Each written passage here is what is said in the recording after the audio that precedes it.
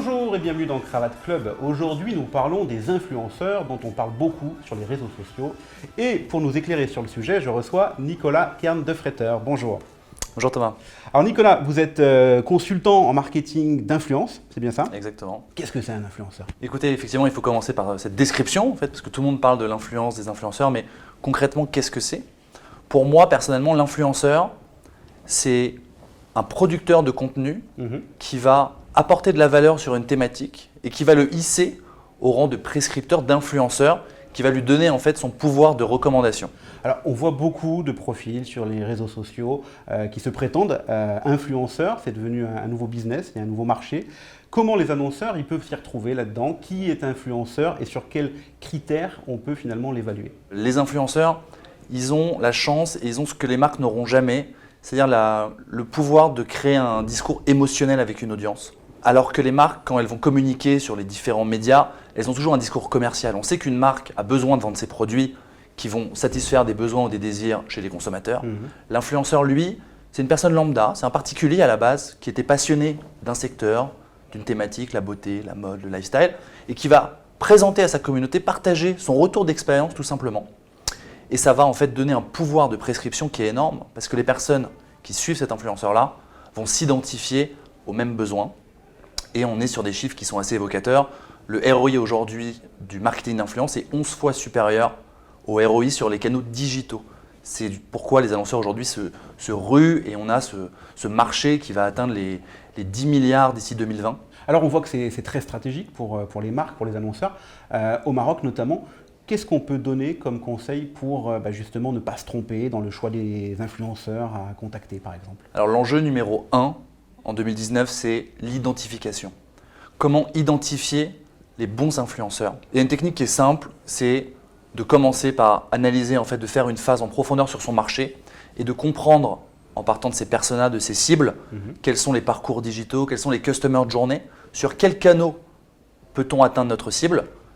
Sur ces canaux-là, quelles sont les personnes qui influencent notre cible et qui produisent du contenu pour commencer à identifier des relais d'opinion et ensuite analyser leur audience pour voir est-ce qu'il y a de l'engagement, est-ce qu'il y a un fort pouvoir de prescription et commencer à faire son listing en avant d'une campagne. C'est important parce qu'il y a souvent des annonceurs avec qui on a discuté normalement ici aux Impériales ils ont besoin d'une opération d'influence en dernière minute et l'influence ça prend du temps. L'identification, soit on le fait en interne avec les compétences où on se forme, soit on peut avoir appel à des agences qui sont des agences plutôt outils qui vont nous offrir des listings basés sur des thématiques, basés sur un nombre de followers, sur des pays.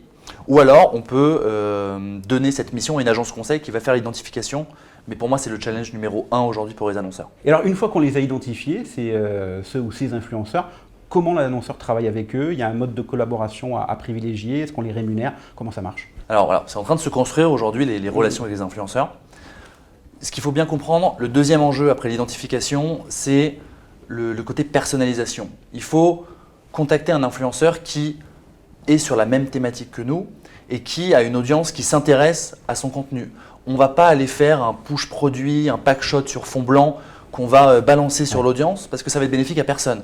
L'annonceur, il peut faire probablement un bad buzz, l'influenceur va perdre sa crédibilité, alors que l'influenceur, pour rappel, c'est un passionné qui a travaillé pendant des mois, voire des années pour construire une audience et son but, c'est de préserver cette audience et de lui apporter de la valeur tous les jours. Donc, s'il y a des partenariats avec les annonceurs, et c'est leur business model et donc c'est normal de le faire, il faut que ça soit inséré et que ça apporte de la valeur à la fois à l'influenceur, mais surtout à sa communauté. Question simple, est-ce qu'on le rémunère, cet influenceur, et auquel cas, est-ce qu'il ne perd pas de sa crédibilité? Alors aujourd'hui, influenceur, c'est devenu un vrai métier, donc qui va avec potentiellement un salaire et donc une rémunération, parce que c'est un vrai travail de créer ce contenu, d'avoir construit cette audience, de la fidéliser tous les jours, etc. Donc oui, potentiellement, après ça dépend des différentes puissances d'influence, si vous voulez. Il n'y a pas une, mais il y a plusieurs influences.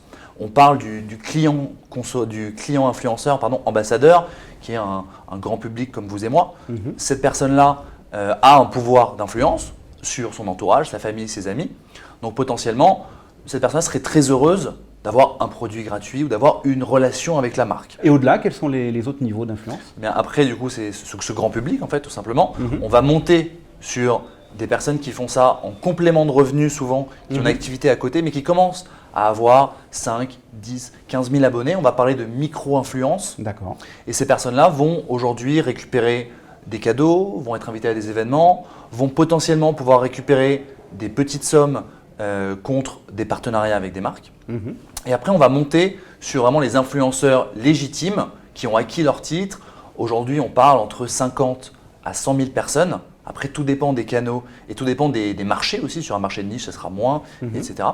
Et du coup, ces personnes-là ont des grilles tarifaires, font un post Instagram, un relais sur le blog, une story. Et donc là, on est vraiment sur des personnes qui sont professionnalisées, souvent qui sont suivies par des agences pour négocier. Et là, c'est plus du tout la même affaire pour négocier pour un annonceur qui doit lui aussi se professionnaliser pour traiter avec ses professionnels. Merci Nicolas. Une dernière question. Est-ce qu'il faut qu'il y ait de la transparence pour que ça fonctionne dans ce type d'influence? Alors, c'est un des points les plus importants et c'est bien de le soulever. Il faut de la transparence des deux côtés. Du côté de l'influenceur, parce que quand l'annonceur va lui demander son audience, ses statistiques, l'influenceur doit donner des bonnes statistiques. Il y a des outils aujourd'hui de référence sur le marché qui permettent d'attester, de crédibiliser sur la puissance de l'influence, la qualité de l'audience. Il y a des influenceurs qui aujourd'hui sont à la recherche d'appât du gain et donc veulent grandir un peu fictivement leur audience et donc font de l'achat de followers, l'achat de vues. Donc ça peut tromper les annonceurs. Donc là, il faut être bien conscient là-dessus. Et l'influenceur qui n'est pas transparent sur sa communauté, ça va lui jouer des tours à un moment ou à un autre, même si au début, quand on parle à des personnes qui sont encore au début du marketing d'influence, elles peuvent malheureusement se faire avoir, mais c'est quelque chose qui va se faire avec le temps. Et du côté des annonceurs, effectivement, il est obligatoire aujourd'hui de mentionner le fait que c'est un public communiqué où ce post a été payé, sponsorisé par X ou Y marque. Et également, surtout, l'influenceur, il a une relation de confiance avec son audience. Donc, c'est même lui qui va vous dire, il faut qu'on le dise, il faut qu'on l'amène d'une façon la plus indirecte possible, celle qui va apporter le plus de valeur, mais il faut de la transparence dans tous les sens, sinon, à court terme, ça peut passer, mais à moyen terme, ça se jouera des tours et c'est certain. Merci beaucoup Nicolas Kern de Freighter pour ces précieux conseils. Je rappelle que vous êtes consultant en marketing d'influence. Où est-ce qu'on peut vous suivre, vous, pour avoir plus d'infos encore? Merci Thomas de m'avoir accueilli aujourd'hui. Effectivement, vous pouvez me rejoindre sur le compte Instagram Devenir Influenceur. C'est là où tous les jours, je publie des conseils sur l'actualité de l'influence, sur des études de cas, des outils au quotidien et je suis joignable par message privé pour échanger sur tous ces enjeux et ces sujets. Parfait, alors à très vite sur Instagram et puis nous on se retrouve sur Cravate Club. À très bientôt.